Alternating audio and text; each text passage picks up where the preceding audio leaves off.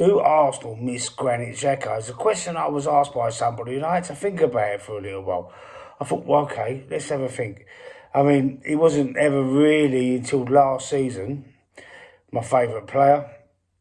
I mean, the time when he threw his armband down and, flipped off the fans and everything like that, I wouldn't have let him play for Arsenal again.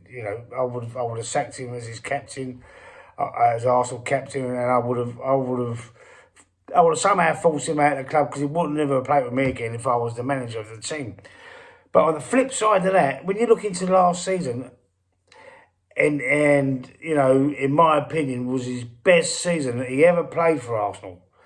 All the time he was there, he didn't quite cut the mustard for me. But last season, he had a new role. He wasn't so much the defensive midfielder. He was played more as a box-to-box number 8, arriving late into the box, giving, going, receiving the ball, making lovely little passes, scored a few goals, assisted a few goals as well. And for me, that was his best season at Arsenal.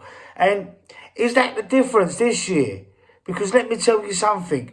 The player we were replacing with, Kai Havertz, is exactly how I thought Granit Xhaka was when we first signed him. Great player. We're going to get this great player. Yeah, he's got a lot of potential, this and that. But he's not cutting the mustard, and he's not good enough. And is it going to take 3 or 4 years for Kai Havertz all of a sudden have his, best ever season for Arsenal and then be sold or want to leave? I'm not so sure, and I don't think we should wait for this. The perfect player for Arsenal, I think, in the Premier League, if we could go and sign him, and we have tried to sign him before, there's a load of hype about it. We tried to sign him 3 times back in 2022, summer 2022, I think it was, we tried to sign him. Apparently there was 3 attempts to get him, Douglas Luiz from Aston Villa. Now, since Unai Emery's got into Aston Villa, a similar thing has happened with him. He has been played, he's not as the number 6, not as a DM or the holding midfielder or defence protector or whatever you want to call it, not as the number 6 defensive midfielder, but he's played a more advanced number 8 box-to-box role, and he is thriving.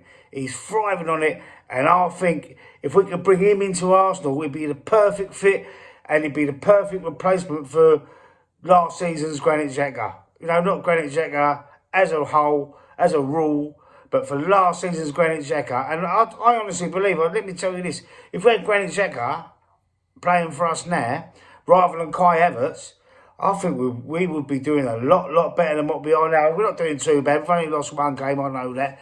We're joint second with Liverpool, 1 point behind City. But in my opinion, I don't think we would have lost that game against Newcastle.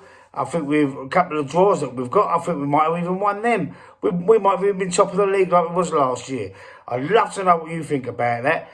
Are Arsenal missing Granit Xhaka? In my opinion, yes we are. What we're going to do about it, go and sign Douglas Luiz, and please, at all costs, drop Kai Havertz, try and move him on, send him out on loan, wipe him out for 65 million, treat it like a Pepe situation. Nicola Pepe cost us 70 million, didn't cut the mustard, and we have to learn from it. It's going to be another situation like that with Havertz, but I think get this Douglas Luiz in from Aston Villa, along with another striker, we're good to go. Let me know what you think.